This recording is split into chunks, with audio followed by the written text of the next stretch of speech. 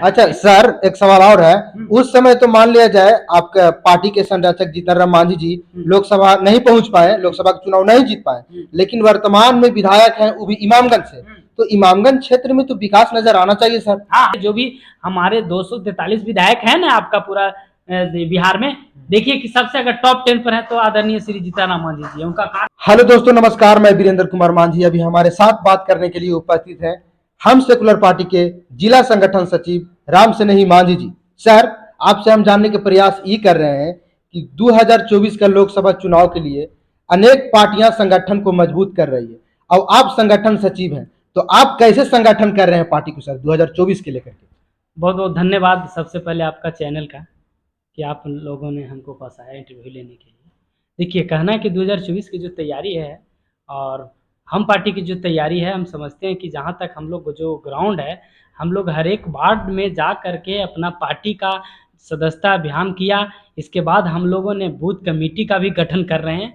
जा करके हमारे गया जिला के 325 पंचायत में हम लोग वहाँ पहुँच चुके हैं और जो हमारा गाँव है 2888 गाँव, वहाँ भी हम लोग गए और जा करके हम लोग संगठन का मजबूती कर रहे हैं कि आने वाला जो आगामी लोकसभा का जो चुनाव है, इस चुनाव को हम पार्टी का किसी तरह से यहाँ लोकसभा जाएंगे तो जाएंगे।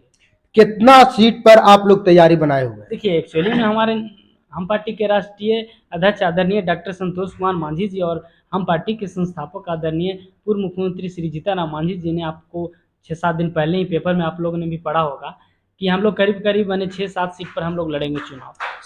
सर सवाल मेरा यह है कि पिछले लोकसभा चुनाव में गया लोकसभा सीट से 2 मांझी लड़े थे। एक विजय मांझी लड़े थे जो वर्तमान में सांसद हैं, और एक आपका पार्टी के संरक्षक जीतन राम मांझी जी लड़े थे जो उस समय नहीं जीत पाए। तो क्या लगता है कि विजय मांझी द्वारा गया जिला में खास करके विकास हुआ है, नजर आ रहा है? आप लोग इस पे क्या कहना चाहेंगे सर? देखिए, विकास तो आप खुद देख रहे होंगे और जब एक ऐसा एमपी किसी थानादार के सामने वो अपना मांग को लेकर के थाना के सामने वो धरना प्रदर्शन कर देता है, तो इससे ज़्यादा शर्मिंदगी तो नहीं हो सकता एमपी के लिए, क्योंकि एमपी है, एक थाना आपका नहीं सुन रहा है। तो इसे दुर्भाग्य है कि आप एमपी पद पर हैं, लेकिन खैर समाज का बात है, मैं भी उनका समझता हूँ। वो भी कैंडिडेट हैं हमारे आदरणीय पूर्व मुख्यमंत्री श्री जीतन राम मांझी जी को। उन्होंने पिछले बार जो चुनाव हुई थी उस चुनाव में हम लोग हार गए थे, तो हम चाहते हैं कि इस बार अब कोई भी कसर नहीं छोड़ेंगे और जो भी गांव के लोग हैं, जो भी हमारे गया जिला के वोटर हैं, लोकसभा के वोटर हैं, सारे लोग जान चुके हैं कि हम ऐसा व्यक्ति को इस बार जिताएं जो हमारे गरीब गुरबा के हक अधिकार के लिए लड़ाई लड़ेंगे। और आप लोग विकास देख रहे हैं, विकास तो आप लोग खुद देख रहे होंगे। एक एमपी से हम कहते हैं कि एक टिकट कंफर्म नहीं हो पा रहा है, मैं आपको ताज़ा घटना बता दे रहा हूँ। तो क्या है आपका, ये समझिए दुर्भाग्य है। तो ऐसा एमपी जनता खुद कूद रहे हैं, जनता लोग तो चाह रही है कि जितना जल्दी लोकसभा चुनाव आ जाए। हम आप भी जाइए ना गांव में, पूछिए ना जाकर के, आप लोग से मिलिए जाकर। अच्छा सर, एक सवाल और है। उस समय तो मान लिया जाए आपका पार्टी के संरक्षक जीतन राम मांझी जी लोकसभा नहीं पहुंच पाए, लोकसभा का चुनाव नहीं जीत पाए, लेकिन वर्तमान में विधायक हैं वो भी इमामगंज से। तो इमामगंज क्षेत्र में तो विकास नजर आना चाहिए सर। हाँ हाँ, तो वहाँ विकास तो हम तो देख रहे हैं कि वहाँ विकास किसी प्रकार का कोई यही नहीं है।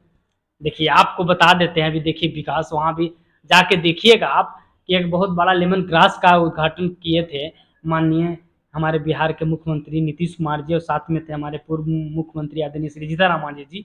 तो हाँ, लोगों में तो एकजुटता के साथ साथ उसका विकास भी दिख रहा है। जाइए ना इमामगंज में, ग्राउंड रिपोर्ट कीजिए ना, आप दिखाइए। हम तो चाहते हैं कि आप अपने चैनल के माध्यम से दिखाइए। जो भी हमारे 243 विधायक हैं ना आपका पूरा बिहार में, देखिए कि सबसे अगर टॉप 10 पर है तो आदरणीय श्री जीतन राम मांझी जी, उनका कार्य। अभी इमामगंज से कितने बार वो विधायक रह चुके हैं सर? तो एक बार है इनका प्रथम बार ये विधायक बने इमामगंज से। इसके बाद पिछले बार जो बने थे तो उसमें तो लोग का हुजूम था। ये 2 टर्म हो चुका है इनका, और हम लोग चाह रहे हैं कि जनता वहाँ मांग कर रही है कि सर आप तीसरा बार भी आ जाइए। अच्छा। हाँ, तो माननीय मांझी जी अगर तीसरा बार विधानसभा लड़ते हैं तो फिर लोकसभा कैसे वो पहुंच पाएंगे? मैं नहीं बोल रहा हूँ, ये लोगों की मांग है, वहाँ की जनता की मांग है। अच्छा। समझ गए ना? तो इसलिए कहा गया है कि अब वहाँ के जनता का सोच है कि भाई हमारा जो विधायक जीते हुए हैं, अगर हम लोग के पास रहते हैं तो अच्छा रहता है। तो उन लोग का भी कुछ सोच है, कुछ समझदार व्यक्ति है, कुछ समझदार वोटर है, वो लोग चाह रहे हैं कि नहीं, इस बार अगर हमारे आदरणीय श्री जीतन मांझी जी जीत करके लोकसभा जाते हैं तो जो गरीब गुरबा का जो हक अधिकार की जो बात होती है वो दिल्ली भवन से उठाएंगे और डायरेक्ट नरेंद्र मोदी से जवाब और सवाल काम करने का। देखिए यही कारण है कि माननीय मांझी जी 2 बार से वहां विधानसभा चुनाव जीत चुके हैं और ये दूसरा बार है, दूसरा टर्म है, इसीलिए चुनाव जीत रहे हैं कि वहां के जनताओं की मांग है कि माननीय मांझी जी यहाँ इस विधानसभा में रहे, और इस बार पब्लिक का डिमांड है कि वो लोकसभा जाए, है ना। हाँ, डिमांड तो है भाई। एक बात और मैं आपको क्लियर कर देता हूँ, आदरणीय डॉक्टर संतोष कुमार मांझी जी जो राष्ट्रीय पार्टी के हमारे अध्यक्ष हैं, उनका भी सोच है और हम लोग आपको एकदम क्लियर कर देते हैं। आपको जो 5 सीट है तो 5 सीट पर तो हम लोग लड़वे करेंगे। हमारे आदरणीय नेता जी हम लोग को बता दिए, उस हिसाब से हम लोग तैयारी भी कर दिए। तो लोग को उम्मीद अब की पूरा है। गया जिला में पूछ लीजिए जाके, गाँव गाँव में, घर घर में लोग बता देंगे आपको कि अगर गरीब गुरबा के हक अधिकार की बात करता है तो जीतन राम मांझी जी खुले मन से बोलते हैं। अभी भी जाके पूछिए ना आप गाँव गिराव में। सर हम गांव में तो जाते हैं, लेकिन एक गांव ऐसा वहां हमको मिला कि कुछ लोग के कहना है कि मांझी जी अभी तक मांझी समाज के लिए क्या किए हैं, तो आप ही गिनवा दीजिए क्या किए हैं। बताइए तो। देखिए तो इस कहने की बात है जी, आप लोग तो गजब है न्यूज वाला महाराज। आप लोग को सोचना चाहिए। मैं एक सीधा साधा लड़का का, मजदूर का बेटा, अब अभी आपका सामने गया जिला का जिला अध्यक्ष हूँ और ताजा घटना बता देते हैं हम आपको। जो गया जिला के जो जिला अध्यक्ष हैं नारायण प्रसाद मांझी जी हैं, तो बताइए तो एक गरीब गुरबा के लड़का को एक जिला अध्यक्ष बना देते हैं, एक जिला संगठन सचिव बना देते हैं। साथ ही साथ एक चीज और हम बताते थे, हमारे पार्टी में 3 विधायक हैं। 3 विधायक में सबसे एकदम लो कैटेगरी का कहिए कि भूया मांझी मूसर का बेटा, जो खेती में काम करने वाला का बेटा, जो जमुई सिकंदरा विधानसभा से अभी जीत करके विधायक है। बताइए तो कहते हैं कि प्रफुल्ल मांझी। हाँ जी, प्रफुल्ल मांझी जी। ये चीज तो आपको बताना ना है। आप बताइए चीज, और लोग सब देख रहे हैं। इस बार गरीब संपर्क यात्रा जब हम लोग निकाले थे तो देखिए जा करके आपके 2 प्रमंडल हम लोग कर चुके हैं ना, मगध प्रमंडल कर लिए हैं। इसके बाद हमका मुंगेर प्रमंडल खत्म हो चुका है, वहां लाखों लाख की संख्या में थी। वीडियो आपका पर आया होगा तो आप तो वीडियो न दिखाए, इसका आपका ना गलती है जी। नहीं, वीडियो हमके पास पहुंचा, वो दिखाया गया है।